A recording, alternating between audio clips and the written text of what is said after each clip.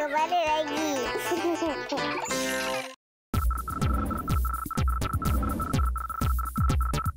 Interaktif and Kids on 2. Bas, dah ada komputer lah. Tentulah. Wan Abu dah sediakan awal-awal dah. Dia memang dah tahu kita akan ada interaktif lepas ni. Sebelum kita mulakan ni kan, Abang nak tanya. Tadi kamu nampak semangat lah. Bas bangga sebab kamu berjaya melepas siarangan ni. Gadisha, apa kamu rasa? Mula-mula masa sampai sini aku dah jerit dah. Takut sangat. Sebab laju sangat, Bas. Asli? Saya dah semakin berani, Bas. Baguslah macam tu. Sebab kita akan ada lagi halangan lepas ni. Kamu yang lain pula. Bas harap semuanya seronok tau. Sekarang kita mulakan interaktif. Okey.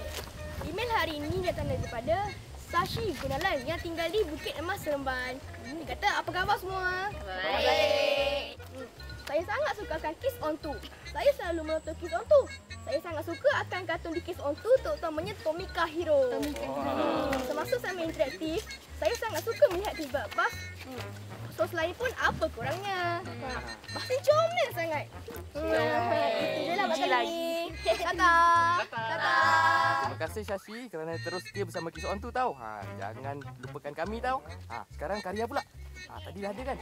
Ini karya dia.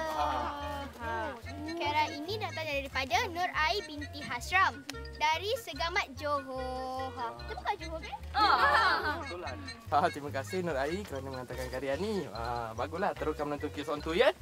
Sekarang pesan kepada kawan-kawan di rumah tu. Kawan-kawan, hantarkan karya kawan ke alamat tertera di bawah ini. Atau emailkan ke interaktif@kidsontu.tv. Kami masih menantikan hasil karya melalui Facebook. Hantarkan tau. Pengirim email dan hasil karya akan mendapat hadiah hebat sumbangan Bank Simpanan Nasional berupa akaun Giro Kelab Penabung Muda berjumlah RM150 Malaysia. Hamper buku cerita yang terbaik bernilai RM120 Malaysia sumbangan Karnadia. Voucher Da Vinci Creative Kids iaitu pendaftaran percuma dan baju tea dengan nilai RM100 Malaysia.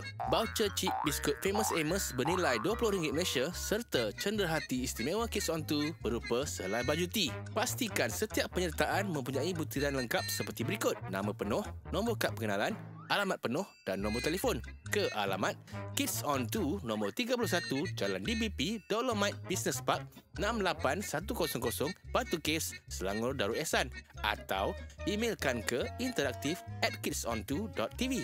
Tunggu apa lagi? Hantarlah segera. Bagus. Sekarang, ni kamu tak buka lagi lah. Kelengkapan ni, jom kita pergi. Sambil-sambil kita jalan tu, kawan-kawan jangan lupa saksikan. Ada rancangan seterusnya tau. Saksikan. Jom. Kemas. Komputer rupa ni kena pulang.